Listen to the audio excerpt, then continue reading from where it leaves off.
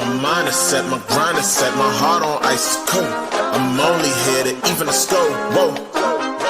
My mind is set, my grind is set, my heart on ice cold.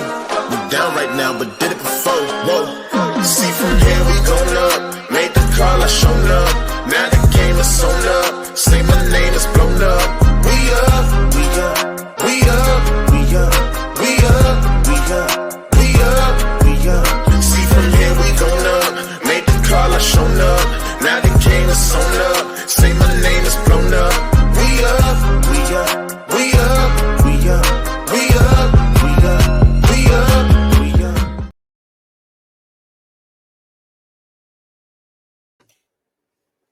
What up, Night Nation, and welcome to another episode of The Knighted Ones. It is episode number 81. As a reminder, we are the only podcast that features a former UCF national champion, a former UCF radio host, an ESPN analyst and hoops player, an infamous rapper, a resident influencer and IG star, shooting the breeze, talking UCF sports. Remember to like and follow us on YouTube, IG, Twitter, Instagram, all the things, and make sure you're checking out our content on the Big 12 Huddle. All right, so it's a great week because football season, we are 5 practices in, which means we're getting closer and closer and closer to the season. There's a plethora of new players on the field, and we've got a little bit of inside info on how that looked. And remember, we have an upcoming practice as well in scrimmage that you'll be able to attend this Friday. So make sure you're checking that out. We're going to ask some big questions this week and do a little self-reflection and say, where is UCF as a P5 program right now? And I say program because I don't mean team. I mean as a program. So we'll talk about that. We'll talk about some new recruits that have come through our doors. So super exciting about that. We'll also talk about our pivot poll, a little UCF hoops, who's in the portal, who's not, what does that mean, etc. We'll talk UCF baseball, and all of the other sports that Alan does not watch. So we're excited about that, had some success there, and we're excited to share that with you. So without further ado, let me bring our producer and hair extraordinaire to the stage. What up, Nobra? Hey now. I like that. Hey now. All right, so this is the guy, everyone, that you have to thank for those amazing timestamps. He actually watches the show back and has to manually do that every week. So thank you, Nobra. Let's get that patented hair flip. All right, next to the stage, someone who needs no introduction, but we'll give one to him anyway, our resident IG star, Alan Levin. Welcome to the show, brother. What's going on, guys? How are you? Good. Glad to have you back. Glad we my almost had volume's it working. last week. By the way, we did give you props for doing the show notes despite not being able to make the show because of the whole illness situation going on. So we appreciate everything that you do. And last but not least, but always last, Josh Lazar.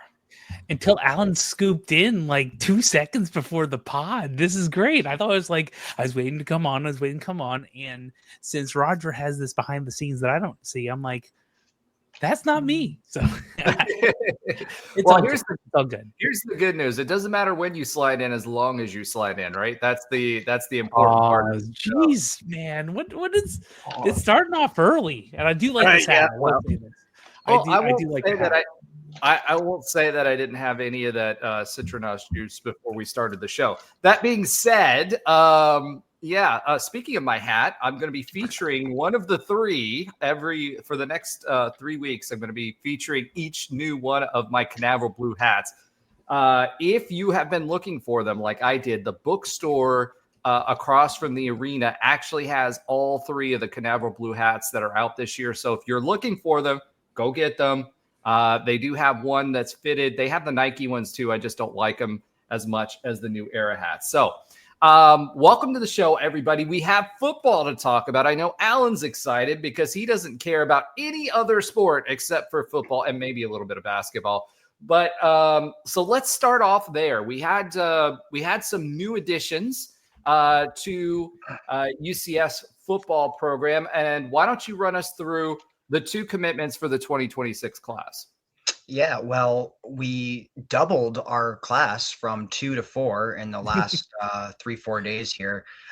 So, we start off the class with 2 linebackers that committed earlier this month, and then obviously one in January. But the first commitment was over on the 27th. Kasiyah Charlton guy, our first non-Florida verbal commit of the class, coming out of Brunswick, Georgia.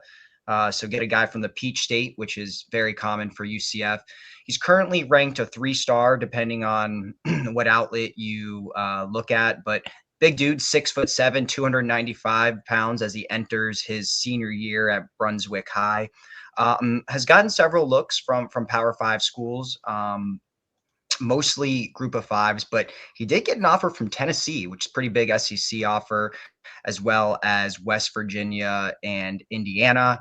And a few other Group of 5 schools. So he's starting to generate a little bit more interest as the months pass.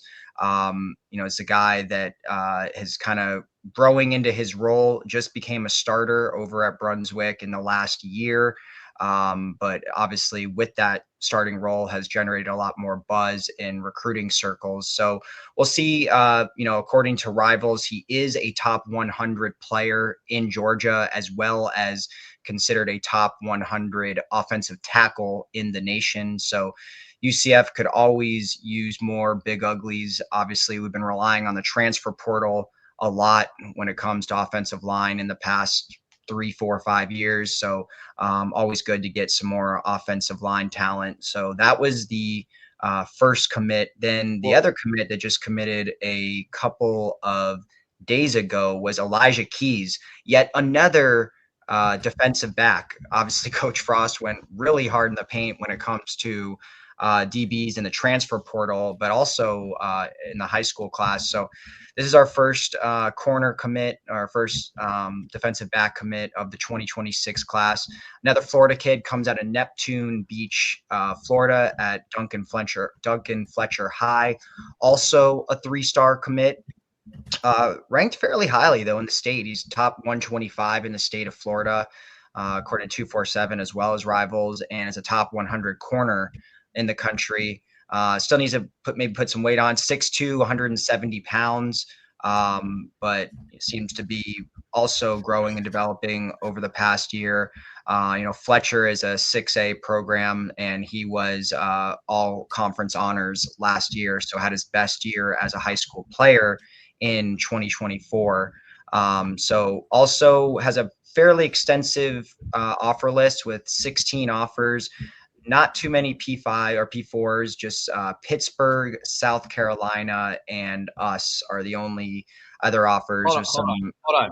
Just South Carolina of the SEC and, Pittsburgh, who we've been battling with for the last, umpteen years, probably the last 4 or 5 years. I mean, Sincere Edwards, for example, who went he was a commitment here, and we lost him to Pitt, and he's back on the roster. So, the other thing too, you mentioned the Georgia pipeline. The big thing that UCF has always done well in Georgia is offensive linemen, and the 2017 years, previous George O'Leary years, we've always done really, really well with offensive linemen. This kid's 6'7", 295, and I looked at pictures of him. He's not like overly heavy, right? So he's lean for a lineman, which means that he has plenty of room to put some weight on for that frame. But Elijah Keys, he's kind of one of those under the radar kind of guys, those borderline 4-star type guys. As you mentioned, with regard to corners, I think we had 23 on the roster, and then now him as a commitment. But it sounds like a lot, especially if we have 108 players. But if you go through and compare what the defensive backs look like for P4 programs, that's about right. It's one of the areas that has some of the most turnover, but it's also one of the areas that you need some strength in, especially considering that our play last year. What I'm really looking for, though, is how these guys are coached up, right? So are they playing the ball or are they playing the body, which is the biggest complaint that we had from last year. But Yeah, I'm actually. I listen. As many offensive linemen that we can get from Georgia, I'm all on board. And he's actually one that was waiting on an offer from UCF, so that's exciting as well. What are you guys' thoughts on these two guys? I know there's 3 stars. We've been used to 4 stars, lately. But Frost said he was looking less for that and looking more for guys that are going to fit the program and want to be here. So it'll be interesting to see how that plays out with these recruiting classes. Yeah, I was going to say the reality is that if you're hearing any of the chatter coming out from, well, not even just coming out from these practices, but from the coaches themselves, getting people who mesh well together is going to be a big piece of this puzzle. And I think the goal here is getting the best talent we can who will make our locker room a positive place versus stars and the A++ players that are $500,000 to $2 million straight from high school. I feel like we're going to have a mix, but thinking culture first, maybe with an and of can do the work or can be built into doing the work, is going to be what we're doing. A little bit more diamond mining like you're talking about. I like it. I mean, there are so, and I don't want to go too off. There are so many things about collegiate athletics that the general fan who's been around for 20 plus years is not too happy with. Perhaps at least trying to build culture while in the nil era and see if that breeds results. And yes, the people who are really good are going to have to be paid to stick around or will walk. But let's try this, because the star hunting versus diamond mining has not helped us in a while, nil or no nil. So I love this because it feels like they're trying to bring in people that will bring the proper culture and can be built into the O linemen and the corners and the defense and the offense we're looking for. So, Alan, you look at a lot of these guys from the recruiting perspective. You've done this for years. I have too, but not to the extent that you do. What do you see from these two guys that either make you say meh or hey, these are good pickups? Yeah, I mean, it's a good question. I do think they're good pickups. I don't really feel that they're diamond mining at all. I mean, these are both 3-star guys. And I also think they haven't received a lot of attention just because, for example, the offensive lineman just kind of became a starter. And you're starting to see, I mean, yeah, the 4 and 5-star guys start getting offers as a sophomore or even a freshman, but typically, or if you're in LSU, it's 8th grade. True. So, yeah, I mean, I think the recruits we're going to get are going to be somewhere in between Frost's first go around here and what Coach Malzahn was getting on paper. So I think, like you said, it's all about the development and, how quickly that happens and how much effort is placed on that. And that's something Frost talked about in his interview with Mark Daniels when he first sat down, that he wanted to build this the right way and rely a lot on development. Yes, he's going to, plug in, play some transfer guys when needed, but, he's going to develop these guys. So, I mean, as it pertains to these two recruits, I think they look good. I think the offensive lineman was a little bit raw from what I saw, but the DB, I mean, was already pretty 6'2" already as a junior, maybe could grow some more, looks to be really athletic. So, and I like the schools that they both came from and the areas that they're coming from, both big programs in their respective areas. So I think they're good pickups. I mean, it's not flashy like some of the booms that Coach Malzahn got, but that's fine. I mean, I don't think it has to be that way. I mean, I'd rather we talked about a million times on the show, they weren't getting developed. They weren't playing. They were all that flash for essentially nothing outside of a few, standouts like John Walker and a couple other guys. So I'd rather go this route if it means there's development. It's not like these guys are scrubs. I mean, they're mid to high 3-star talents. Yeah. And let me just be real clear, because there are some old heads, if you will, in the chat and watching live and maybe in post. I'm not talking about like Bruce Miller 2-star. What the heck did that become in college diamond mining? That's a whole different perspective than what like the people we are getting access to now were probably relatively unattainable back then for the most part. Not completely, but for the most part. So I'm meaning more of a, okay, this is now we are Power 5. We can get access to not diamonds in the rough like that, but people who have the ability to be developed versus, like you say, like the Gus Malzahn era. So I just want to make sure I'm not saying that we're getting that level diamond mining, but I do think taking someone from a 3-star that has some things that might be rough around the edges, if you will, and building them into a skilled athlete that has the ability to go out in the market and make way more money than they did as a freshman or out of high school might be what we're feeling. That's my opinion. Well, I think the biggest part about this is, and we'll talk about this a little bit. I think that one of the things that people like Sean Beckton bring to the table, right? You hear a lot about technique, right? You hear a lot about technique, and we'll talk about him a little bit later because he was mic'd up this week and he had an interview.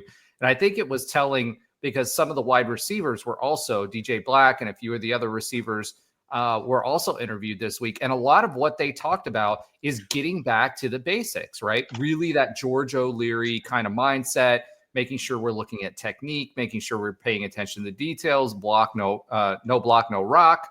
You know, the stuff we were talking about last season that was missing from last season's team. So these guys who are these 3-star, 4-star guys, borderline 4-star guys, to your point, Josh, these aren't borderline 3-stars, right? These are borderline 4-stars. And the offensive lineman, to what you said, Alan, he's got the raw talent, right? If he's just starting this past year and he's already garnering that much attention with his size and his frame and what he can do there, if he gets the time, another year of offensive line, and then comes into the system, I think they're looking at these guys that we're bringing in now. I hate to break it to everyone here, and I think everybody knows this, but we're not going undefeated this season, right? I was talking to Trey. I was talking to Trey about this, right? It's like foul. That's a foul. No. Yeah, exactly. 15. Exactly. I was telling everybody, you know, in the group chat, right? As well, that what we should be going for here for this season is kind of like what we saw in Frost's first year when he was here in 2016, right? It's looking for the splashes, looking for the those glints of the future and what they could be, right? This year is about building.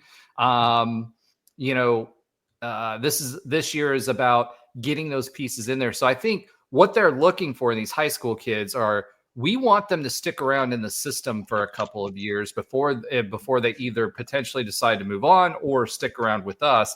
That way we can forge that bond culturally, which it's completely different. And we'll talk about that in just a second when we talk about what we saw or what was seen in the Shareholders scrimmage, the very first scrimmage of the season, and what the differences were on how practices run, what we're doing culturally, how we're communicating to the players, you know, when they screw up. There was a pretty heated interaction at the scrimmage between the offensive line and the D line. How was that handled? You know, et cetera. And everything that you're hearing from everybody is that Gus Malzahn just was not organized. He was all over the place and he was too easy. I don't know if he was just used to leaning on his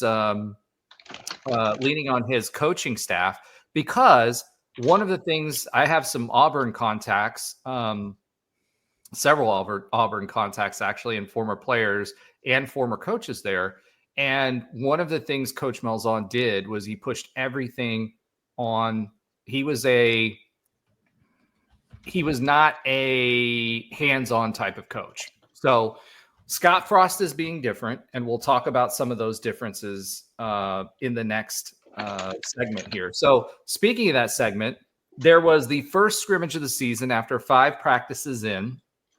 That was for shareholders only. So this wasn't open to the general public. That scrimmage will be open on Friday. I encourage everyone to go and visit. Some of the things that I'm hearing as far as standouts, the QB position is obviously something that we're all thinking about, right? Let's be real. Steven Jackson is the leader in the clubhouse, right? He was brought here for a reason.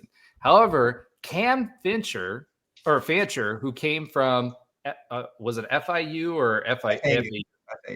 Yeah, FAU, seems to be lighting it up in practice and also did pretty well in the scrimmage. So you've kind of got this separation that's going on right now between Cam Fancher and Jackson and the rest of the quarterbacks, right? So Dylan Risk, obviously, he had a prominent role at UCF last year, but it seems like he's in that second tier of the quarterbacks from what I'm understanding. Now, again, it's early, right? The video that we're seeing is people throwing passes that can't get hit, but they're still learning the offense. But it seems like Cam Fancher is making a name for himself early, as is Jackson.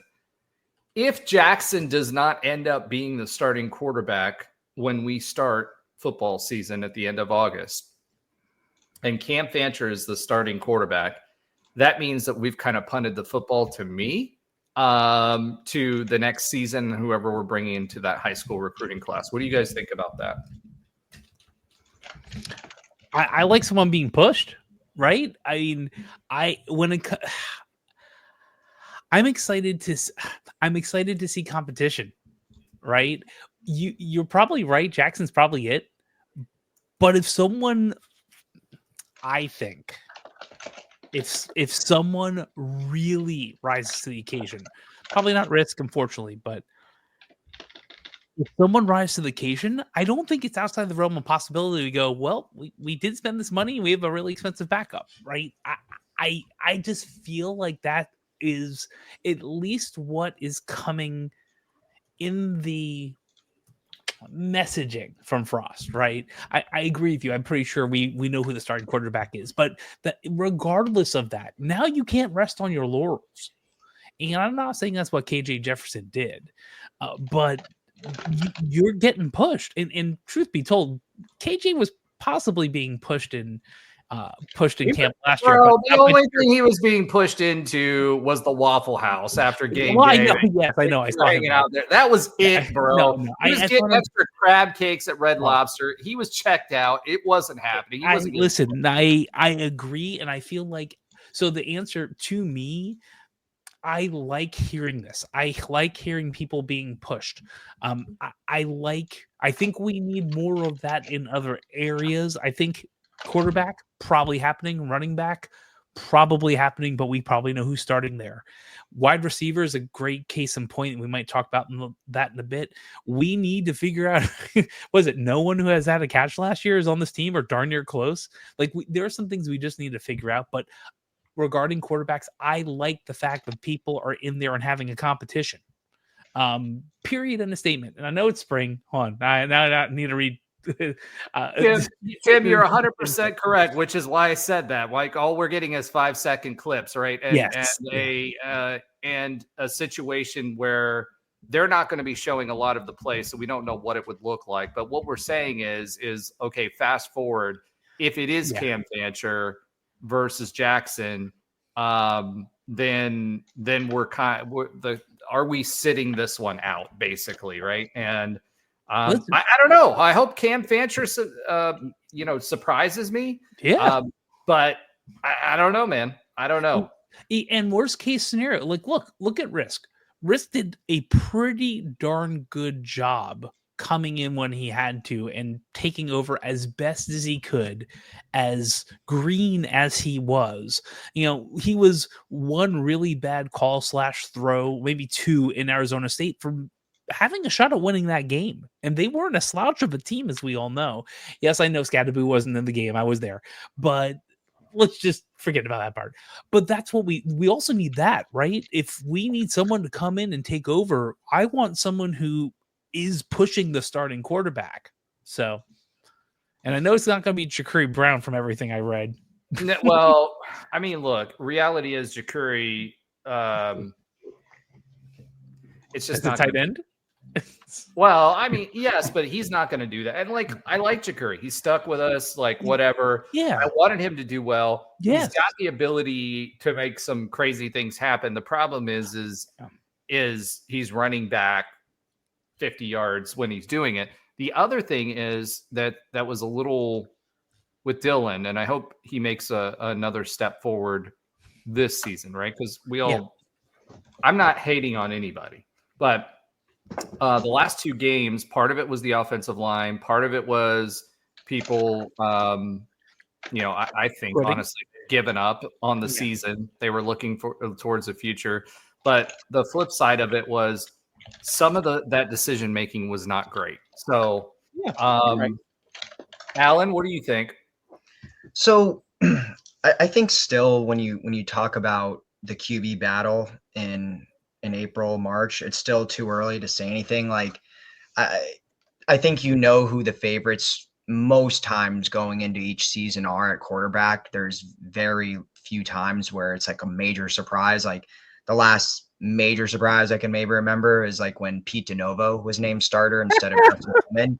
But Pete DeNovo. Oh, yeah. That was, we were all shocked by that. Going into listen, the game in Ireland. let me say this about Pete DeNovo. On Nightline, he used to come on all the time, and he was actually a good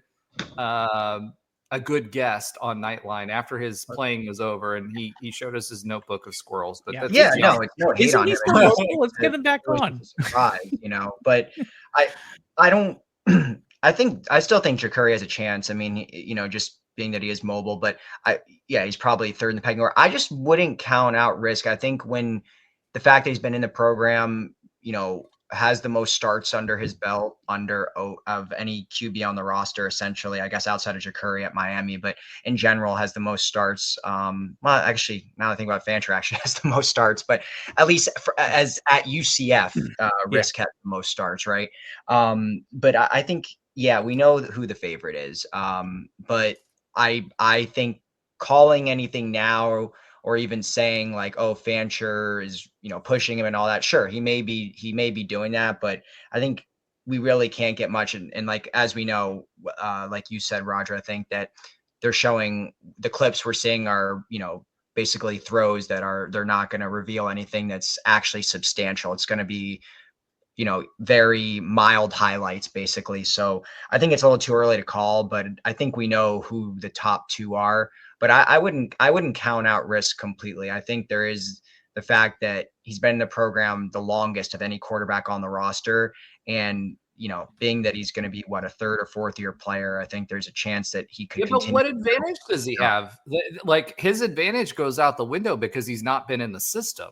Right. So that's yeah, exactly. Has anyone been in Frost's system though? But that's my point.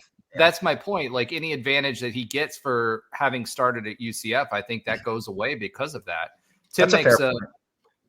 Tim makes a great point here. He says QB is important, but if the O-line is giving lookout blocks, Roger will be called to start at QB. Probably. I have a noodle arm now. I'm 43 years old. So I don't know if I can make it past 30 yards on a across. I shouldn't be passing across the field anyway, but I'd be lucky if I could make a solid pass at 30 yards passing across the field. So my 40-yard dash, Trey keeps wanting to race me for the 40-yard dash. And I keep saying, dude, you are so much younger than me. There's no way you should win that. Right. So that being said, to your point though, me versus Ben. There you go. Me and Ben. Ben makes up for it in the strides. The length of his stride. We should do that one day. Oh my God. I will be last so easily. But look, Okay. at the end of the day, like when we're talking about QB, right, and offensive line is going to be a super important part of this. We don't know what we have. The stalwarts of the offensive line are gone. We do have a few, like for those of you who don't know, I'm half German, so I could speak to our German offensive linemen, right? That everybody made fun of for, well, we're reaching to 5 go years? get, huh? For 5 years.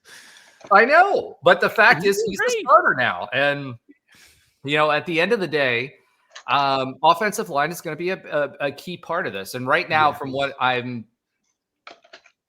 told, is as we expect, you know, it's spring. There's a lot of guys that are coming in that are new. The defense is definitely ahead of the offense, as they should be, and the offensive line specifically. So it takes a while to mesh, and we haven't had consistency on offensive line for a while. Even the starters that we had went out with injury quite a bit.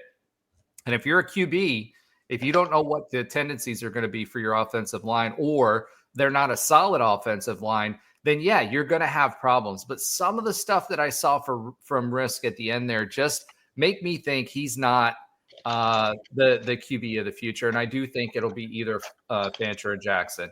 All right, some of the other guys that stood out at the practice. Obviously, you'd expect Miles Montgomery to do that. He absolutely continues to be who we expect him to be, and that's your starting running back for UCF football. Running back Jaden Nixon, though, also seemed to be a little bit of a standout. Grant Stevens, huh? I said no surprise there. He looked real good last year. You know, he had a breakout season last year at Western Michigan. Well, talk a little bit about that.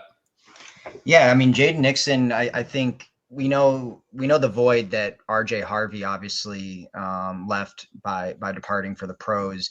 And we've all acknowledged, I think, that we still have talent in the room, but there wasn't a ton of experience really outside of Miles Montgomery. And even him, he played sparingly at Cincinnati. And then he had a pretty extensive injury history last season where he played, 6, maybe 7 games, and obviously was behind RJ. You know, but even behind Penny Boone at times in certain games. So there wasn't a lot of experience. While there was a lot of talent and potential, just not a ton of experience. So I think getting Jaden Nixon was a big pickup. I mean, he dominated at Western Michigan. He was kind of in a similar situation to what we've seen at UCF with other running backs, where he was very talented, but he sat behind Ollie Gordon at Oklahoma State. So he got pretty much no playing time. But at Western Michigan, he was all MAC first team, had just over 1,000 yards. I think he had like 13 or 14 touchdowns. Real speedster, looked really good. He was elusive. He broke a lot of tackles last year. I think he was number 2 in breaking tackles in the MAC conference. So I'm excited about him. You know, him being able to take the step up to P4 is no surprise, considering right out of high school, he was a P4 player at Oklahoma State and had multiple offers. He's from Texas, had offers from multiple Texas schools and other P4 schools in the Big 12. So him looking good in practice does not surprise me. I think he's ready for the moment. Well, I agree with you there. And I think that's something that people forget. A lot of times these guys take a path where they take a step back before they take a step forward back into the spotlight, right? And I think that's definitely the case for Jaden Nixon. It's a name that you should kind of keep an eye on. Another name that's been big and that we're expecting a lot from was Bredell Richardson. So Bredell Richardson has all the talent in the world. That dude, he absolutely can grab any pass that he's got the circus catches. He's got all this stuff. The problem with Bredell Richardson, and the longer it's kind of gone along, we were wondering, why didn't he step into the starting lineup or at least have a role with the twos last year? And one of the things that our OG coach kind of pointed out was that he doesn't go 100 miles an hour all the time. He takes plays off, right? And so that's okay under Gus Malzahn, but that's not okay with this current coaching staff, right? And so if we've all been wondering, where's Bredell? Like, where does he fit in this? Why is he not getting more playing time? Again, especially after the spring game and all of that, right? As it turns out, or the spring last year, as it turns out, it looks like he's got some maturity that he needs to go, because as we said earlier, we are back to no block, no rock, right? And Bredell Richardson's going to learn pretty fast that if he wants to crack the starting lineup, because he's got all the talent in the world, that he's going to do that. And he was called out in an interview. So we're hoping to see him do that. You've got the thing for Bredell Richardson, though, and I want everybody to understand, we've got 4 really good receivers that we could start pretty much at any one of the positions, right? DJ Black is one of them. You heard me mention him earlier. This guy's a top-level receiver with experience that came to us from Miami, right? And he seems to be standing out at practice and doing the things the way they need to be done at UCF. So I want Bredell to do well because I see the talent in what he has. I don't want him to end up like another Goldie Lawrence or something like that, where he doesn't have the drive behind it, because again, he showed in this scrimmage that he has the talent. Yeah.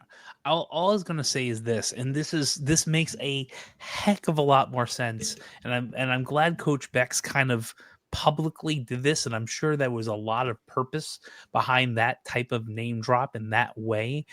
So the times I was at practice last year, Bredell was picking balls off of corner routes. Well, yeah, I think they were corner routes. There was a lot of route trees, but what he was doing acrobatically in the air was phenomenal. And this is why most of the people who watched practice last year went, where is Bredell when the season is breaking down? We're already, 4-7, whatever.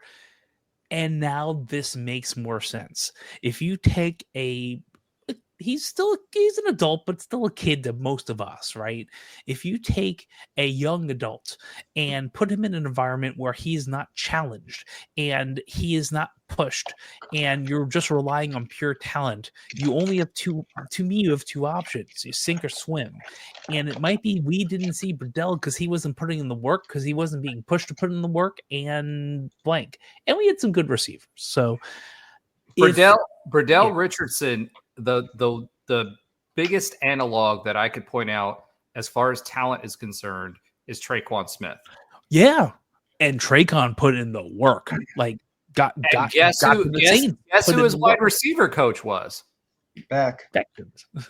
Right? Yeah, but that's and this is my hope, is that he sees it. He sees the potential like we all do, and he's leveraging, like, this is one of his pieces of leverage to call him out publicly and see what happens. And truthfully, we all want to see him succeed.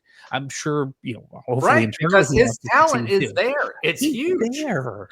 He's a phenomenal talent. Yes, he could be wide receiver 1 or 2.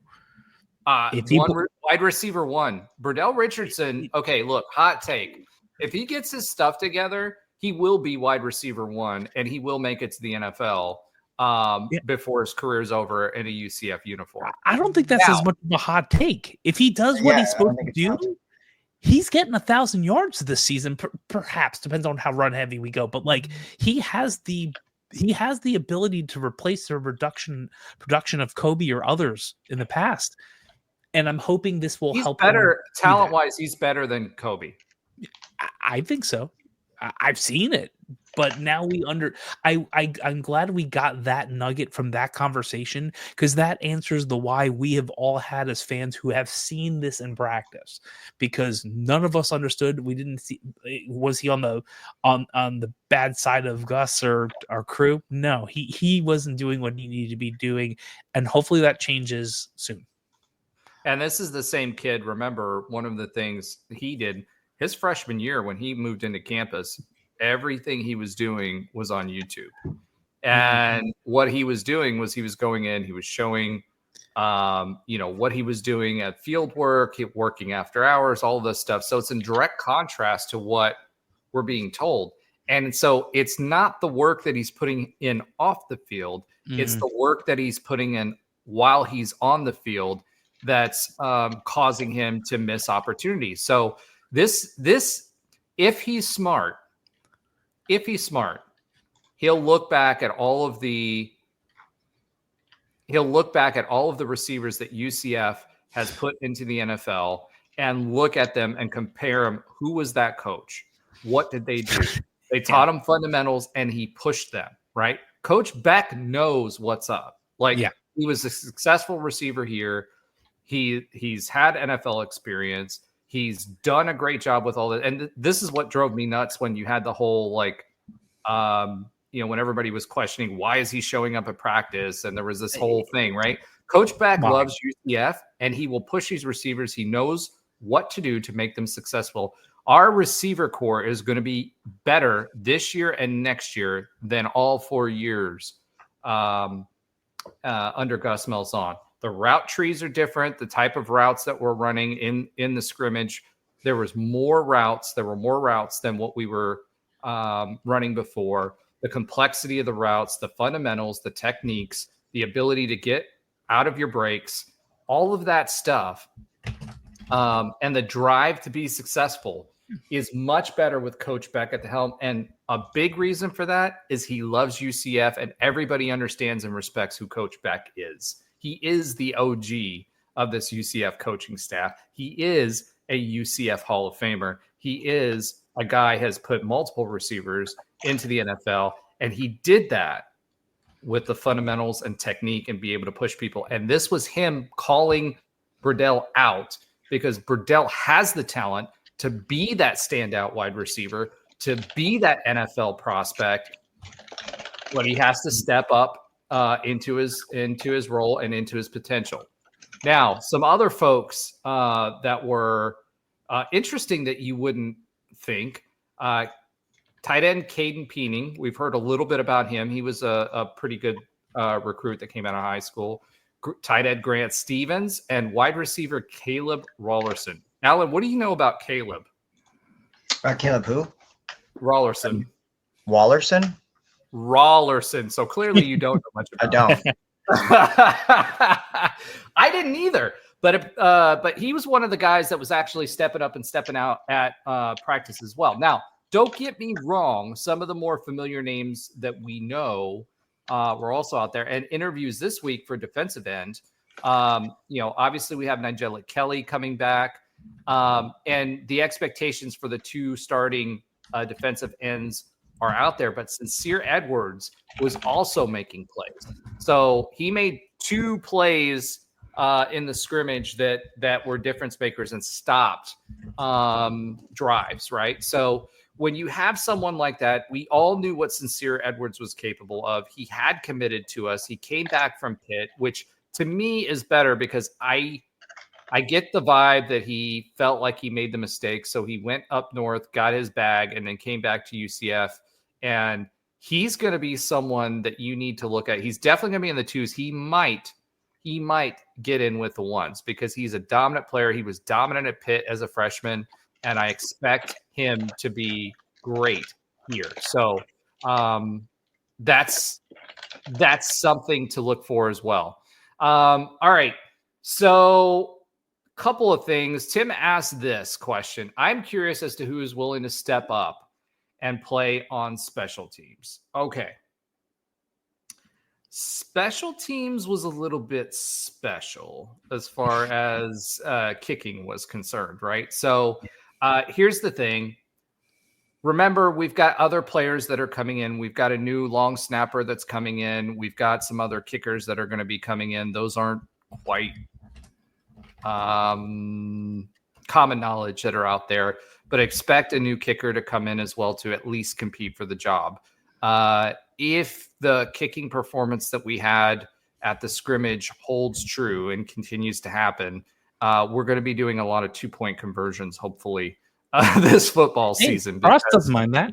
Yeah, no, he doesn't. But you got to at least keep him a little bit guessing, right? If you're going to run the 2-point conversion, you got to run the extra point every once in a while. Fair. We lost our longtime long snapper. We've had a good history. Charlie Hewitt, all these guys. NFL long snapper. Yeah, exactly. But I'm serious. Our long snapping has been great for years, right? And we do have another long snapper that's going to be coming in after the spring. So I expect our special teams.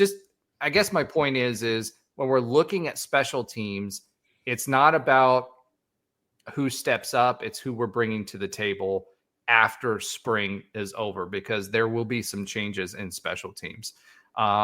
Also, as it pertains to special teams, our coach, we have one of the best special teams coaches in the entire country who is now coaching our special teams. And that's all he does, right?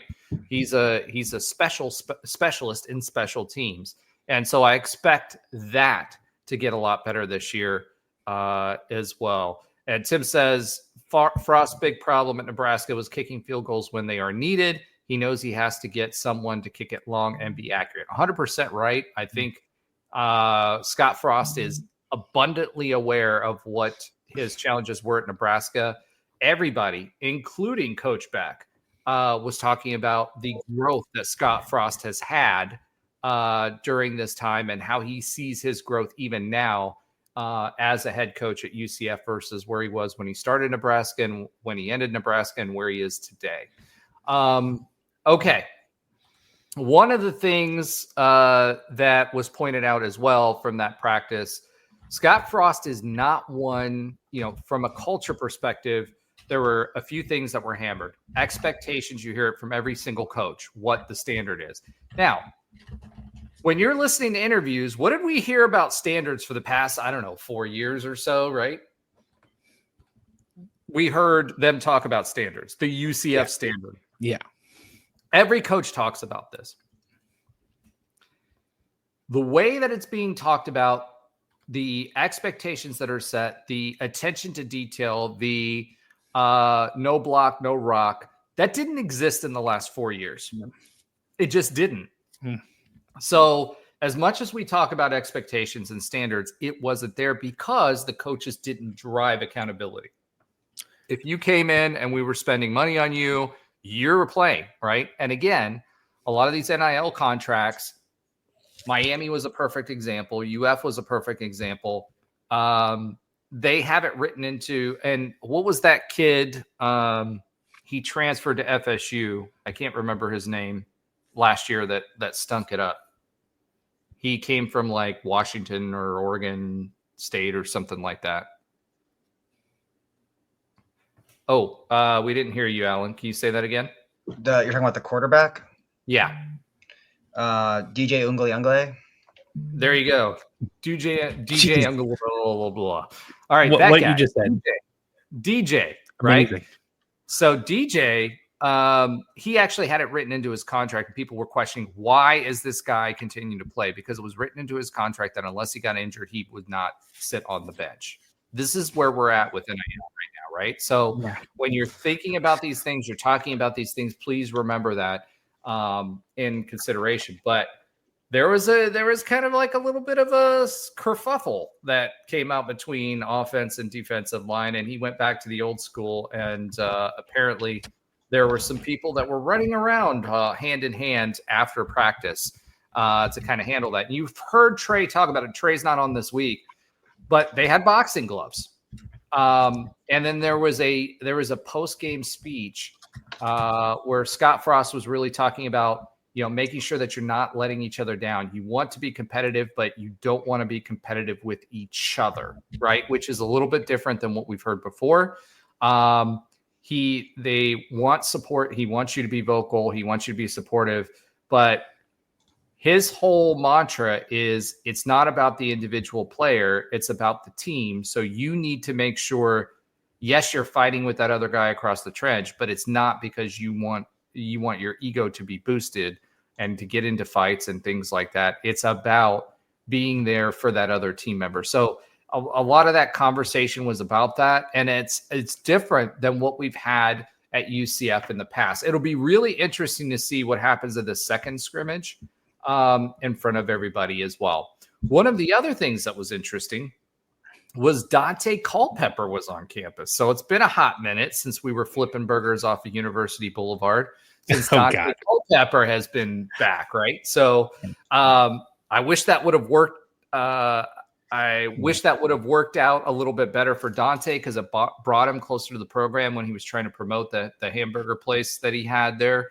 But I'm glad that he's back around the program. He's reclusive. It's not that he hates UCF. He just hasn't been around. He doesn't like the spotlight. He's a good dude, and it was so great to see him. RJ Harvey was back on campus. He was back on campus. Scottfrost is doing a really good job of trying to bring those guys back to campus. And Trey Neal will be on campus with the guys here over the next several weeks. In fact, we're going to be meeting up, and he's going to buy us a steak because he still owes me that from Nightline. But, that being said, he's going to go to some of these practices, and he'll share some of his insight, as he did last year. All right. Anything else that you guys want to talk about with regard to the spring and the scrimmage and the shareholder scrimmage and what you're looking for as far as that's concerned? Alan, anything from you? Yeah, No. I'll say this. Well, Sorry, go ahead. coming right off. I'm really excited. I don't know what we're going to Tim's point in the chat. I don't know what we're going to see within that framework, right? Within the athletes and doing what they do, right? What we are going to see is what this version of Scottfrost's coaching looks like and how he's speaking with the team, who's available for interviews, all these different dynamics of what the team and the coaching specifically is going to be. So I'm excited to hear things that sound to me, which is relative layperson that has, it's not, Trey has forgotten more than I know about football, but it sounds like we're actually talking about fundamentals. It sounds like we're actually trying to teach, paid athletes, mostly paid athletes, to succeed.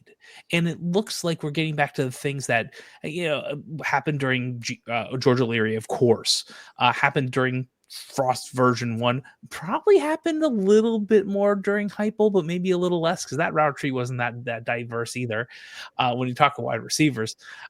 So it wasn't diverse at all. I know, I was joking. So anyway, I feel like this is what we're going to learn.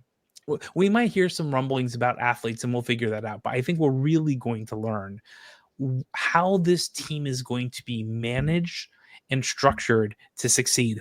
And it sounds like we're getting back to some of the old school things, quote unquote, that Frost and George O'Leary did, which I think combined with the money of nil will get the right people in the right places to succeed over time. I'm excited to see that part. And the key is over time here, right? So one of the things that I'm going to do all season long is the expectations game. I will say this, right? The shareholders and a lot of the shareholders who've seen a lot of football that I talked to, they did say that we were further ahead than we expected. And Scott Frost actually mentioned privately to a few of them that we had more talent on the field than he was expecting as well. So, again, to me, that ceiling right now, where I'm at right now is, and again, I don't know what that roster is going to look like after the spring because we have another portal opportunity that's going to be coming up. But to me, it looks more like trending towards the 6-6 team and not the 4-8 team that we saw. All right, Alan, you had here in the notes, and I had it as well.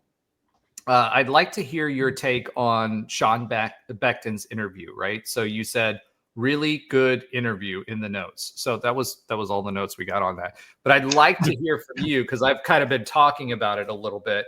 I'd like to hear what stood out to you with Sean Beckton's interview and why you thought it was a really good interview.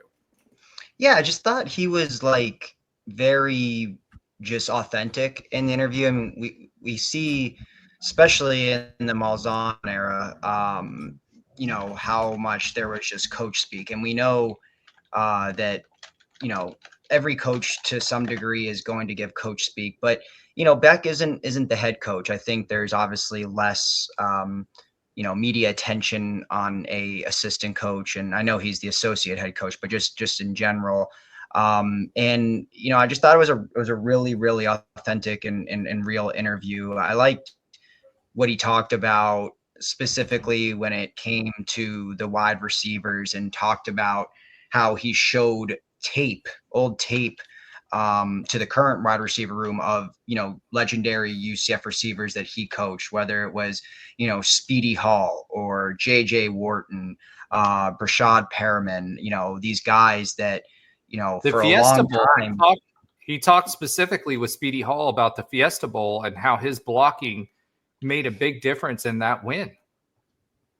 That's right. He did. He talked about the blocking. I mean, he just talked about how wide receivers, how they were developed and trained and at UCF, and what kind of pride they took in their gig. I mean, even guys like Josh Reese and Taylor Oldham that, were more blocking wide receivers, but they played a really big role. They may have not had the flashiest stats, but, he talked about how the room is, young right now with guys like Bridgewater and Richardson, who you mentioned, and Day Farmer, and, talked about the importance of really just kind of getting UCF back to what we're used to a wide receiver. I think wide receiver and DB, I've said this a million times on the show, but those were two positions we could always count on as being usually the strongest positions on the field, and usually the guys that were going to go pro.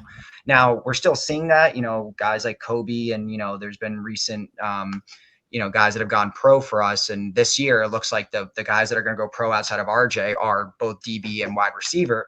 But it just, the depth and the talent, or, whatever you want to say, whether it was Gus or being run first or whatever, but in general, it just has not been as strong. I think we can all see that.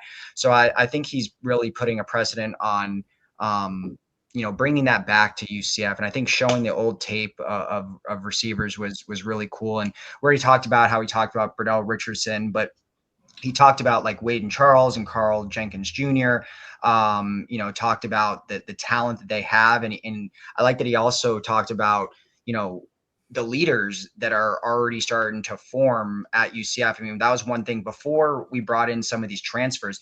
UCF didn't have a single receiver on the field that played any minutes in college football at all. Literally not one single player, wide receiver that was on the roster until they brought in like Dwayne Thomas and Marcus Burke from Florida and DJ Black from Limestone. And he's talked about that those three older kind of portal players. He's been very happy that they've been vocal in the meetings.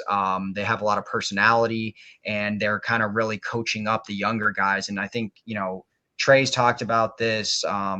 Other alumni have talked about how they haven't seen leaders on the field. They haven't seen vocal. They haven't seen guys stepping up when UCF may be losing in a game.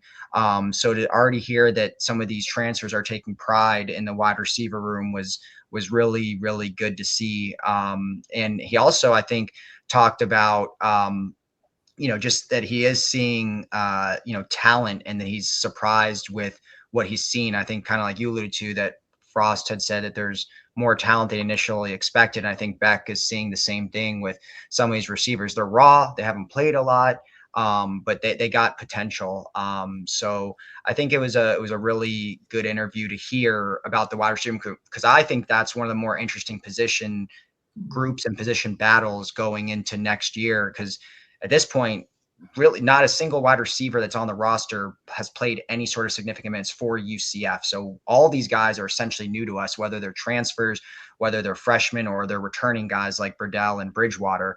But it's going to be really interesting to see who are the 3, maybe 4 guys that step up, and to kind of get some insight on that. I thought it was really interesting. Well, I think also to your point, a couple of points actually I kind of want to reinforce. Josh Reese, if you guys don't remember, he was a beast blocker. 4-star out of Miami Central, right? And the 4-star at that time in 2010, yes, it was post Liberty Bowl. Actually, he signed in 2009, I think. So we hadn't hit the Liberty Bowl yet, right? But this was a 4-star receiver from Miami Central, right? Mm-hmm. Great program. And David Kelly, by the way, remember how he used to be one of our recruiters down in Miami? David Kelly brought him in.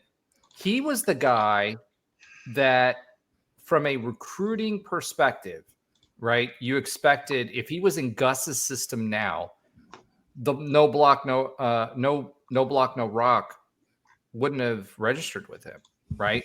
but he was one of the guys that were specifically pointed out as these fundamentals are what make you a successful football player and ultimately a good UCF player.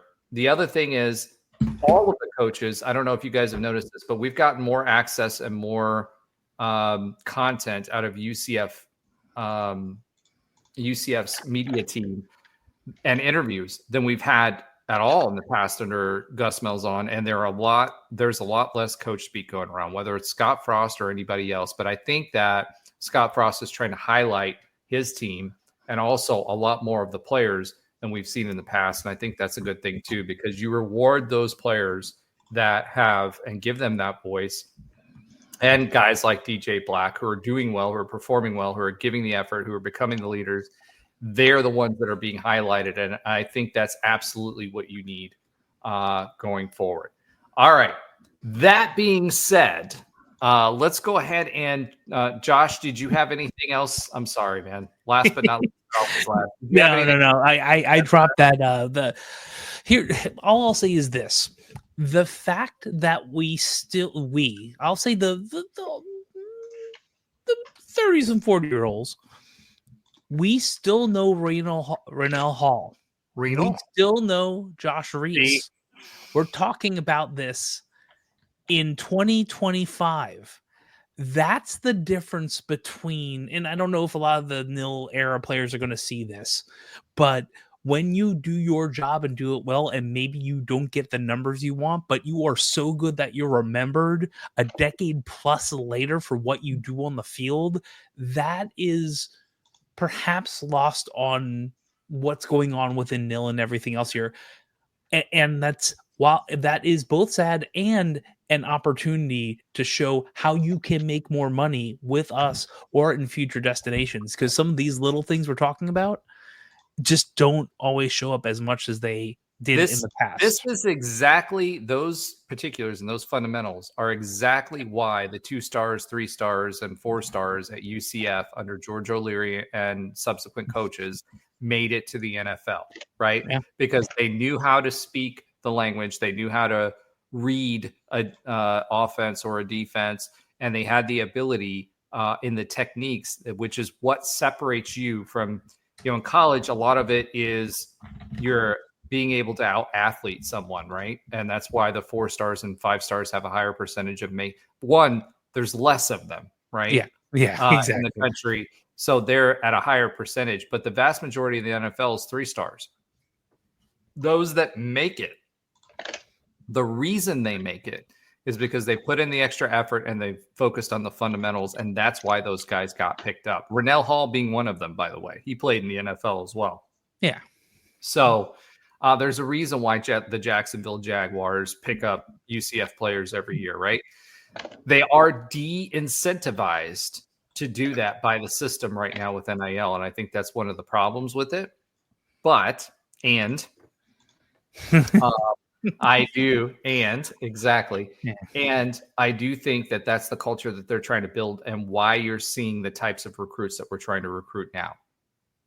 So it'll be interesting to see what those stalwarts are for a class later on, but they don't care about the stars. They don't care about the recruiting rankings, which kind of sucks as a UCF fan because we've got all this noise about it. Right.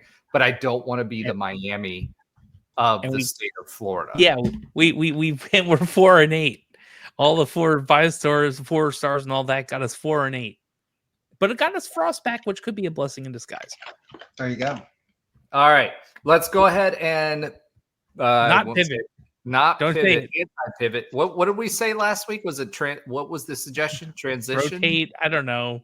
Rotate. Yeah, let's rotate to the pivot pole. There you go.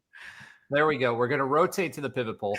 So we asked you this week, would you swivel. That's right. Swivel. That's right. Swivel to the pivot pole. And last week we asked you all, do we make it to the second round of the crown? So that's interesting to see whether we make it past the second round of the crown. So 40% of you said yes. That means 60% of you said no. Yeah. So I tend to be on the 60%, but I'd like to get your guys' live reactions. Alan Levin, do we make it? I don't know much about Oregon State. I mean, Well, that's what good because I'm going to preview them in just a bit. So yeah, I mean, okay, they're in the WCC this year, West Coast Conference, right? I did see that we are favored by 5.5 as the most recently when I checked. So we are favored. I always feel like we're good enough to win one game. And I feel like just like we won a game in the conference tournament, just like we won a game in the NIT last year. Yes, I do think now the question is who's playing.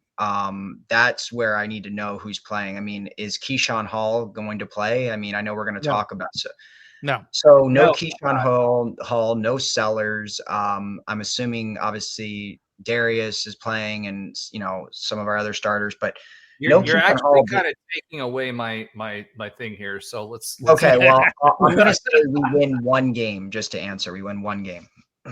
All right. So if we beat the Beavs, if we slay the Beavs, then more than likely we're going to be playing the Bear Kittens again. Yes, it's so unfair. Yeah, this is why. So I'll steal. I don't know if I'm stealing your thunder, Roger, because I didn't check that area of the notes. I have a very specific area of our show notes that I do, which all of you should know if you've listened to the show before. Here's the problem. Oregon State, Swivel. Oregon State has, I think they had 3 or 4 of their starters not playing. Three. So this is kind of like, who knows? It's like one of these, I don't know if Nils, I think, is traveling. Is he playing? I don't know.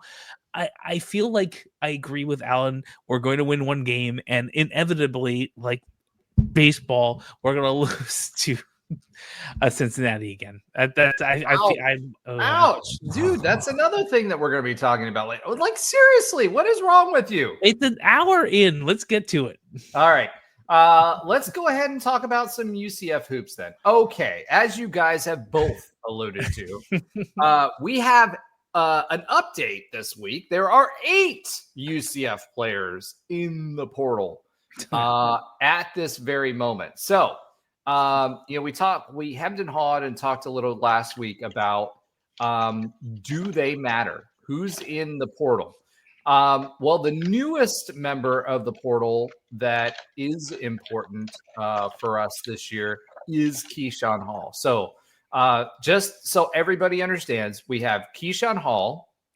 JJ Taylor also put his name in the ring. Cameron Simpson. Okay. Rokas. Okay. Tyler Hendricks. I'm still a little sad about that one.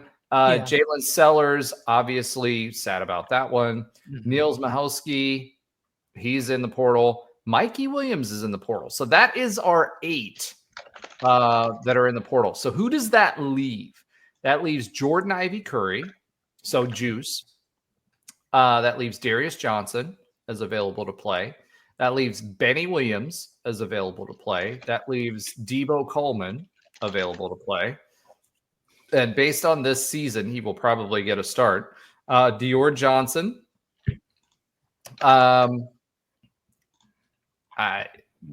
We never saw this guy play, but Elijah Hulsiwi. And that's why I'm going to say it that way, because we didn't see him play. Cameron Simpson. Freshman guard from Oak Ridge. I'd actually be interested to see him play. Pupa, and then Mustafa, right? So, look, I did some research on Oregon State, and never, ever would I do research on Oregon State because they're not in the Pac-12 anymore, and quite frankly, they haven't done anything in basketball. They're a great baseball program. Not a good basketball program. Yeah. They are 20-12. However, when, as you said, they're in the WCC. They have lost every single game that has been against a team with a pulse, whether that be a Power 4 program or Power. What would it be like now? Is it 6 because the ACC only got one in with Duke, largely on the back of Cooper Flag, or not? But we were talking about their wins come from Utah Tech, Weber State, Cal Fullerton. They lost to Oregon. They are beating UC Irvine, which typically has a good basketball program, so that's a good one. Idaho, Sacramento State, Charleston, lost against Nebraska. Again, they won against Gonzaga. Now, that was an interesting one. They won 97-89. Wow. But to your point, and I won't go through all of these, but to your point, the thing about Oregon State is that they don't have a lot of depth. I've gone back and looked through their bench, and I've looked through their performance, and they don't have a lot of depth at all. And they've lost 3 starters. And they've lost 3 starters, right? So if we go back and look at who's in the portal, Keyshawn Hall is not playing. In fact, Keyshawn Hall was on the phone on Twitter with Kansas, erased his, hey, I'm sorry, Knight Nation, that we screwed this up tweet and that we support Johnny Dawkins. And his tweet today was, hey, I had a great conversation with Kansas. I want to be on a team that has the chance to win. Yeah. I don't have, I have never once as many times as I've transferred. Hey, maybe that's part of the reason. Yeah. I've never been on a team that's made it to the NCAA tournament. Johnny Dawkins, wink, wink, wink. I want to be on a team that can make it to the Final Four. Okay, so let me say a few things about that. Ooh. Keyshawn Hall, I don't hate you, bro. Rumors are $2.5 million for Keyshawn Hall. UCF is not paying $2.5 million for Keyshawn Hall. Number one. Number two, Keyshawn Hall was a great scorer for UCF, led the Big 12. Okay, great scorer, can't take anything away from him. His turnovers were abysmal. Almost, very close to being the top turnover machine at UCF. There's no reason why he had to tweet that out today. Absolutely none. So Keyshawn Hall, I'm not hating on you for taking $2.5 million or even chasing someone who's doing that. If someone offers me $2.5 million, I drop everything right now for a year, right? For a year. Yeah. I'm going to drop everything right now, go do whatever that is and get it done. Not Fatal Attraction level, right? But like legitimately, if someone offers me to go do a job for $2.5 million for a year, I don't care. Like as much as I love UCF, I'll still wear it under my shirt. I don't care. I'll go do and do whatever I need to do to get that done. However, you don't need to do that. Yeah. You don't, especially after you do this song and dance and Twitter and everywhere else about UCF and wanting to be there for Johnny Dawkins and I'm sorry, Knight Nation and all that stuff. Dude, I get it. Next year's program is going to be a cluster. And I blame part of this on Terry Mohajir. You have shown no vision for next year. And Keyshawn Hall is a junior.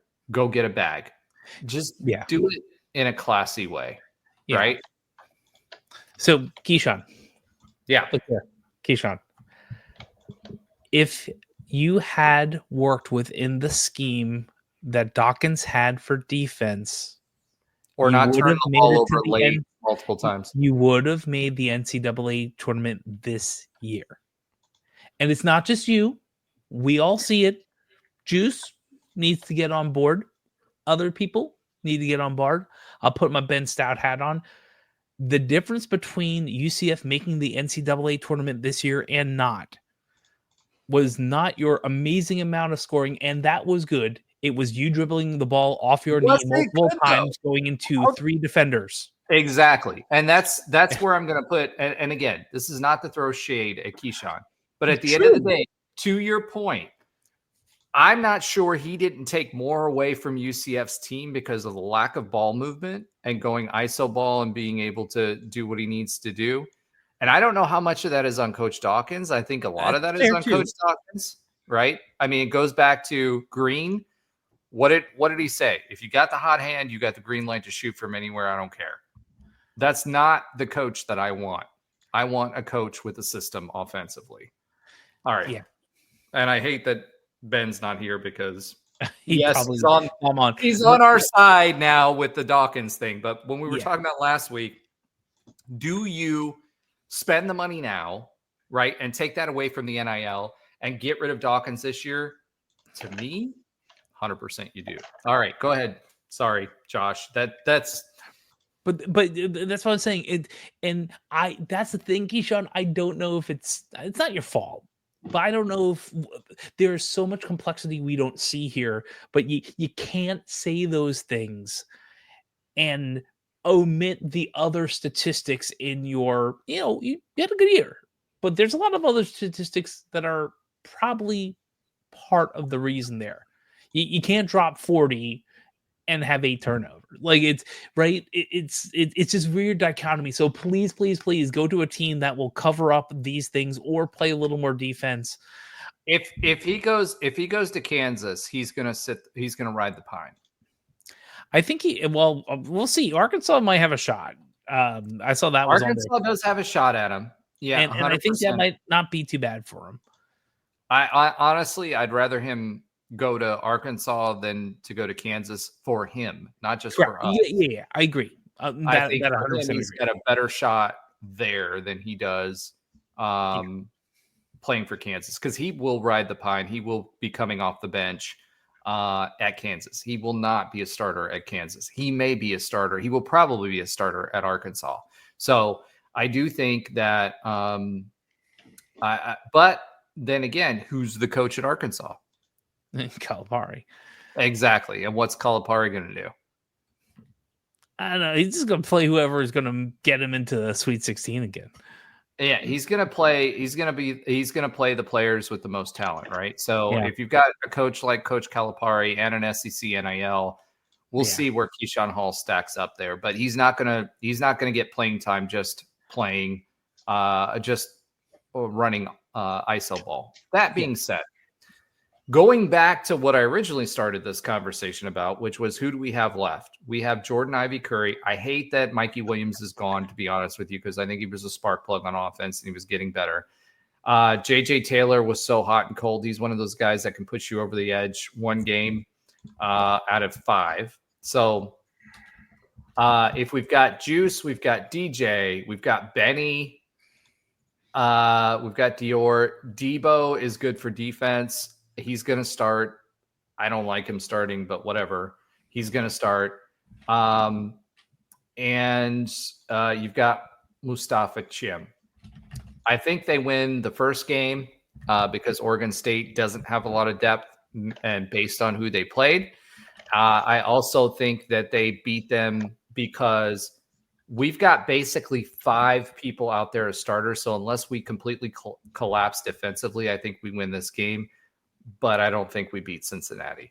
I think the Bear Kittens unfortunately get their way. And I think, with Mikey Williams gone, JJ Taylor gone, Keyshawn Hall gone, Jalen Sellers gone. Niels was playing a little bit better, but he was never going to be a difference maker. Rokas, not really going to make a difference one way or the other. I just don't think we have the depth to make a run in the crowd. I hope I'm wrong. They had a chance to heal up. We'll see. DJ was playing insane the last 2 or 3 games. So I think we have a chance. Obviously against Oregon State, I think we win that game.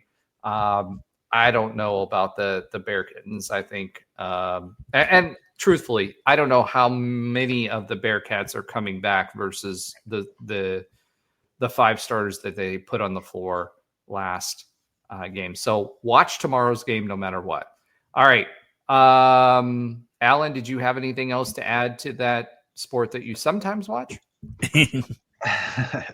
I mean, pretty much what you guys said, but yeah, it's tough. No Keyshawn Hall. I mean, yeah, I think he was part of our defensive liability, but you can't hate on the offense. And obviously it's a team sport. he's not the only reason we didn't make the tourney. But yeah, I agree. I think we can get past Oregon State, the Beavs, but it's going to be tough to advance much further than that. We were already kind of limited offensively, even with Keyshawn. So without him, I don't know, maybe we play more as a team, more as a unit, and we win with, I don't know. It does not feel like we're going to get too far. So, hey, we get one more game of UCF basketball, though, something to watch before we get into the boring summer months when there's no fun sports on. So, for you, For me, for you, sorry, for let's me, no basketball, no football. But yeah, we'll see what happens. All right, let's go ahead and swivel yet again. Is that it? Is that the swivel? Is that the swivel? Or the wrap it up? I don't know. The swivel. I guess Alan is not participating in the swivel. I'll say pivot and pivot only. Are we having a pivot revolution right now? Is that what's happening? Maybe. Okay. All right. We'll have to talk about it next week. So tune in next week for our pivot revolution. Let's talk a little UCF baseball. So hot start for UCF baseball. I was at the game for Houston. I was super excited when we won. UCF baseball is now 17-10, 3-6 in Big 12 play. 3-6. We dropped one to Jacksonville, 3-2. Then we lose to Cincinnati as well.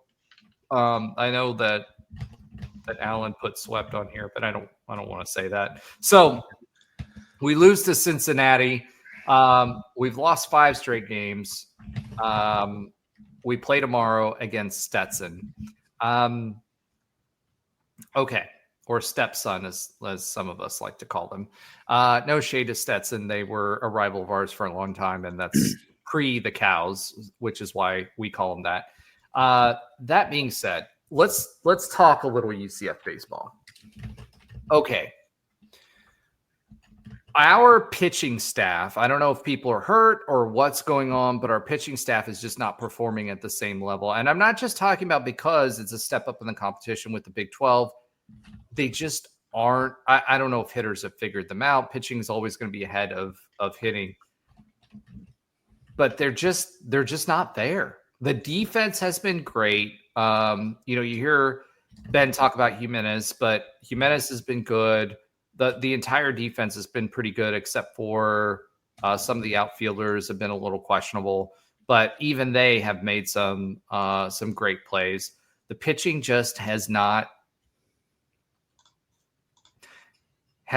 lived up to the expectation. I think also, especially in this last game against Cincinnati, I love Rich Wallace. I think he's the right guy.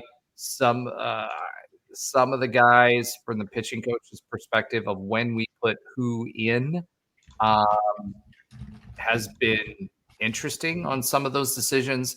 I think that Castellanos has been batted around the ballpark a little bit more, and it's made us hesitant. I don't know if he's injured or not, but he has not been performing, and he wasn't put in when I would have expected him to be this last series. So it's interesting. I don't know how many of our guys have injuries and not. One of the questions that we asked Rich Wallace at the beginning was why. One of the things that we saw UCF baseball from the pitching perspective is that we saw a lot of injuries fairly early in the season, which limited our pitching staff. I do think we have a better pitching staff than we did the last few years.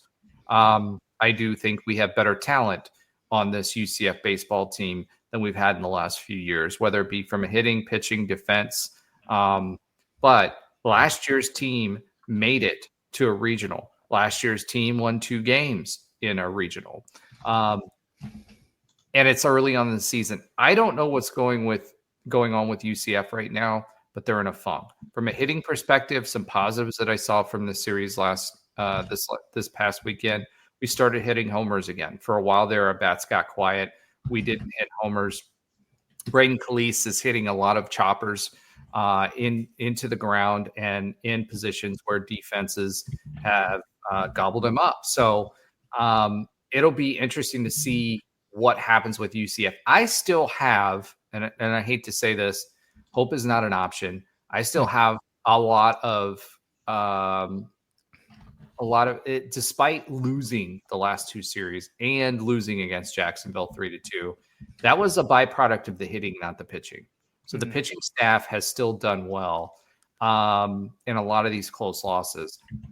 What's been the difference makers in these games lately has been we have gotten hits in the 8th and the 9th inning, right? But the 7th, 8th, and 9th inning, we've not been as productive as what we've have been in the past. Our small ball hasn't been as good. We left a lot of batters on base, or a lot of runners on base, right? 8, numbers like 8, 9, you're not going to win a lot of games. In this last game, if you walk and hit by pitch 8 batters in a row, you're not going to win a lot of games. So the pitching staff needs to clean it up. The hitters, I saw some signs of life over this past series. I think we need to be better about what picking and choosing what we're going after. I think our defense is solid. If our hitting can continue the progress that we've seen over the past couple weekends, I think that we'll be back into it. So don't be surprised if UCF baseball, I know we're all down right now with regard to UCF baseball, but don't be surprised if they don't pick it back up. And if anybody can do it, I think it's Rich Wallace. So 3-6 in the Big 12 play right now. So 2 of the most underrated or lower level teams that we played early on. But I do think they get their swag back and they get their groove back. Like, for those of us that are 43, Stella got her groove back. I think UCF baseball gets their groove back and starts winning again. Let's see how they do against Stetson. It's really hard to – every game has gone down to the 8th or the 9th inning, and 2 of those games against Cincinnati were walk-offs. So I saw progress. Let's keep going. Let's keep making sure that we're supporting the team because I think that they will they'll figure it out, in my opinion, and I think they'll be a better team for it in the long run. All right. That being said, let's swill again and let's talk a little bit about some listener love. There are several of you that have started following us on YouTube from last week. You've set your privacy settings to private, so I can't shout you out, but thank you for following us. Make sure that you're following, liking, subscribing, sharing our content, the pivot poll, everything else. The more people that are on there, the better, to continue the conversation as far as UCF is concerned. All right. That being said, let's swivel again to Alan's oxymoronic stat of the week. Alan, take it away, my friend. I'm gonna be honest, I don't have one this week. What? Yep. I For those of you that are listening, because I know there's a lot of you pull one out of your head. That's like your brain is so full of statistics that just doesn't love improv and poof. Wow. I know. All right. Okay. Shocking. I'm really disappointed, Alan. Super disappointed. He was ill last week. Give him a little bit. As Tim says, oh, the horror, my friend. I'm just telling you, it's just, I don't know. I'm speechless. All right. Shocking. Since Alan does not have that stat for us, his oxymoronic stat of the week, let's talk about Josh's sometimes funny fact of the week. Josh, you have something for us this week. Actually, Alan's not the. No, I wouldn't do that. Of course, I have something. It's like shade being thrown there at Alan. Listen, mine. I'll be honest. Mine's a little easier than Alan's stuff, and I'm also pretty good at improv too. But this one I actually had to look up. So while we might not have the money, we still own Stetson. That is a popular sign at most rowdy nights held in DeLand when we were playing them in basketball in the 90s and early aughts. But we just talked about playing them in baseball, and both teams have actually put a good amount of players in the MLB since 1980. I have a couple questions since we all have a few people here. Tim, other people in the chat, feel free to play. Who has more players in the MLB since the stats were available that I had access to, called the 80s or late 70s, UCF or Stetson. Ooh, Tim, why don't you become call in and tell us Thank you, what caller. your thoughts are. I'm gonna say. Oh, Tim says Stetson. I agree with him. I think Stetson has more. What do you think, Alan? I think Stetson also. Feels like that's Okay. where this is going. Let me ask you another question, and then I'll answer your question. Who had more first-round draft picks, UCF or Stetson? UCF. Alan? Tim? Go ahead, Alan. That doesn't preclude you from... I said UCF. And Tim has Stetson as well. So would you be shocked to know that UCF and Stetson have a tied amount of players in the MLB since the late 70s? I'll ask you for how many players in a second. Maybe we'll start that in the chat too. But you, the TK1 crew is correct. UCF has more number one first round draft picks, all the way back from Chad Malata to well, no, I won't say relatively recently, but Malata or Matola? Matola, Malata, whatever. Sorry. No, there's a big difference between Chad and Matola. I mean, he had a pretty good MLB career. I'm just saying. Now I have to go to my stats from thebaseballcube.com. And by the way, his son currently is on the UCF baseball team. That's true. So we're talking Chad Joe Wagner, Justin Pope, Matt Fox, Nate Pearson, all number ones, and Stetson has only had of 2 or 3. Kevin Nicholson, Brad Snyder, Logan Gilbert recently with the Mariners, who I think is going to at some point potentially light it up within has been lighting it up for about 4 years. Amazingly, Jacob deGrom was a 9th round draft pick for Stetson, and a name you all know. So number ones go to UCF. Number of players since since 78, tied at the number of what? Since I have a little more time because Alan didn't know. Hold on, number of one. Hold on, you just number of picks since 78 that we and Stetson both have. There's an equal number. I don't know, man. What about you? Didn't mention D in there, or he was at the baseball game against Houston. I know that he played MLB, so I think that number might be off. Tim says, how many UCF baseball players are currently in the minors? I guess he answered his own question. He said 12. Thanks, Tim. Maybe we should give you a segment since Alan. Wait, yeah, I'm doing it now. Hold on. 1, 2, 3, 4, 5, maybe. So, all right. For my oh, maybe so okay, so let me rephrase. I'm looking at top picks based off of the baseballcube.com. I got to look at all picks now. Damn it. I didn't scroll down. Yeah, you're right. It's UCF. Damn it. It's UCF. Hey, we're a clean show. We don't say those kind of things around here. Yeah. So I was looking at the top picks and they were all 30, and that's why I thought it was a cool thing. My apologies. Sorry from the Baseball Cube. Yeah, we have about 132 since about the 80s, and they have 88. Yeah, it's interesting.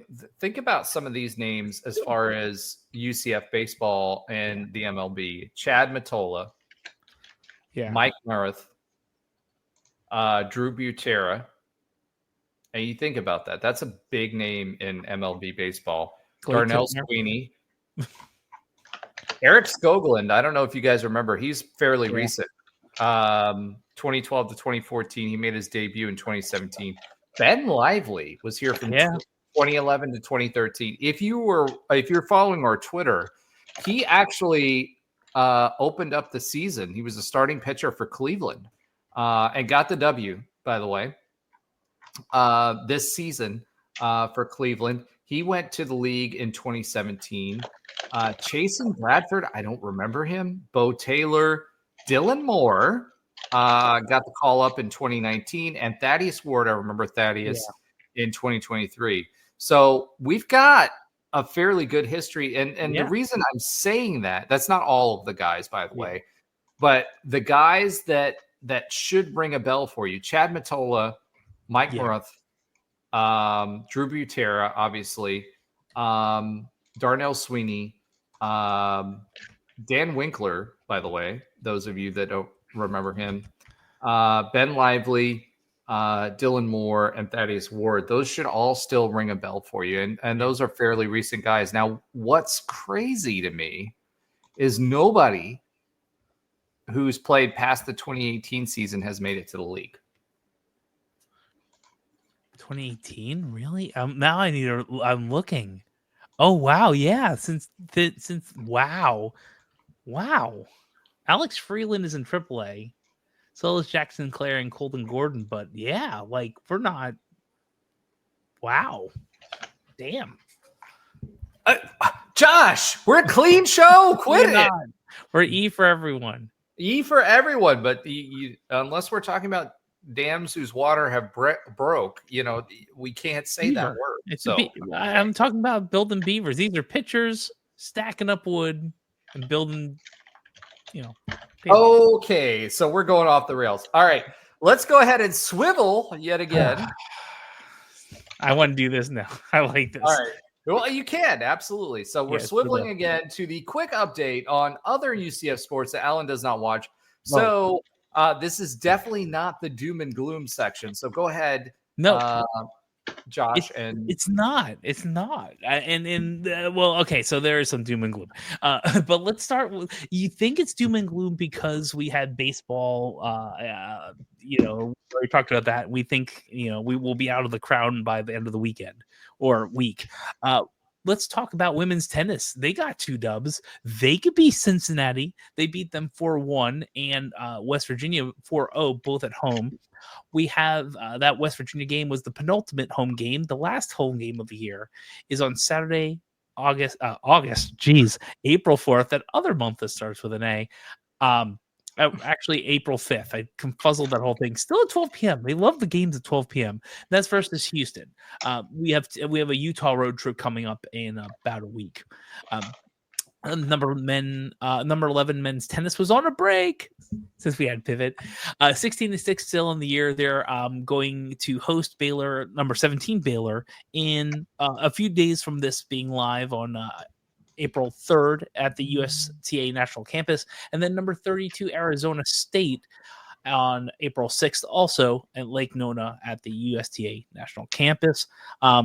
There's 2 more mid-April road games, and again, Big 12 Championship is coming up in a few weeks, the 18th to 20th in Joanna Gainesland, Waco, Texas. We also have softball. That was a bit of a womp, but not. It's really weird. They're 22-16-1. After they smoked UF midweek, number 3 UF midweek, 4-0, and then lost the series to Baylor to follow it up 0-1, 2-3, and they won 7-2 to avoid the sweep at the end. And of course, up next, like we talked about last week, the next game is against number 1 Oklahoma. So hopefully we don't get run ruled because they do that a lot these days. They've only lost. We've talked about that last week. Let me pause you there for a second. We haven't used the pause in a while. Sure. So you said kind of freaky or whatever, right? UF is number 3. They won 4-0. It's because we have great talent in the circle and the hitters haven't caught up yet. However, you're right. Game against UF, we had 2 home runs, right?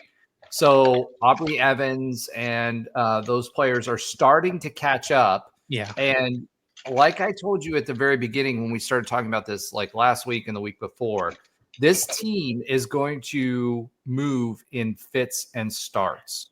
Yeah. And that's because we have a very young team that is going to have to catch up on the hitting relative to who they're playing this season. So, okay, go ahead, Josh. Okay, no problem. And I tend to agree with you there. Still, we get to play Oklahoma twice, and St. Thomas, that's in Minnesota, St. Thomas, all in Norman, and the Okana Invitational this coming week. So if we win I two, thought you were going to say St. Thomas Aquinas, and I'm like, No, we're that's why I playing had to- high school teams now? Is that really what we're doing? It's St. Thomas, Perens, Minnesota, in Norman, and if we win 2 games this coming week, there better be shouting from the rooftops. Now, I need to follow this up because a new sport that Alan absolutely doesn't watch, and to be frank, I actually don't mind watching it when it's on TV, but usually I only see it when it's on the Olympics. Rowing. Yes, rowing. Number 25 rowing has swept the Sarasota 2K to win the Benderson Cup. They were a perfect 5 for 5 on first place finishes in grand finals last weekend. The first 4, and it's a plus because there's the Cox in there, because all of you know rowing language, right? They beat number 19 UNC. The second 8 beat number 18 Alabama and number 19 UNC. The first 8 beat UNC, Michigan State, Iowa, Miami, and Dartmouth. And that's after they took 5 of 6 versus Jacksonville in Orlando on March 14th, which was their first actual non-scrimmage meet. So why not? Up next is the Rocky Top Invitational, or rather Rocky Top Invite, this weekend on April 4th and 5th in Oak Ridge, Tennessee. So if you're up there, feel free to check out our number 25 rowing team. That's all I got. In Oak Ridge. Okay. So avoid the nuclear power plant up there. I'm just saying. That being said, I do want to mention this. Rowing has been a consistent top conference winning team. Yes. Right. And they have also been ranked in the past. They had some, shall we say, interesting things happen with the rowing team recently with the coaching staff. Yes. That being said, rowing has been consistently a winner, so make sure you're following them. Also, something that you didn't mention on here on the quick update on other UCF sports that Alan does not watch. Volleyball played a scrimmage against UF and won against a pretty. They're going to be a ranked UF team. So for those of you that have not followed volleyball, we said goodbye to Jenny Maurer last year, longtime protege of Todd Dagenet, someone who was involved for the program for over a decade, right? I won't say decades because she's still pretty young, but over a decade, and was the heart of our recruiting efforts, and a great person, good coach. We decided to make a change. We brought in some top talent, some top coaching talent into the coaching sphere for UCF volleyball. Their serving is much better. Their basically every single statistic has gone up. I don't necessarily, we talked about it last year, Coach Maurer, I don't think got a fair shake as far as how long she was there. That being said, we brought, to Terry's credit, we brought a great coach in for UCF volleyball, and it's already starting to show dividends because we did bring some top talent in last year and this year as far as UCF volleyball. So keep an eye on UCF volleyball. We're used to winning the AAC. We're used to being competitive in the NCAAs. And I think this volleyball team may surprise some people this year, and this program will surprise some people in the years to come.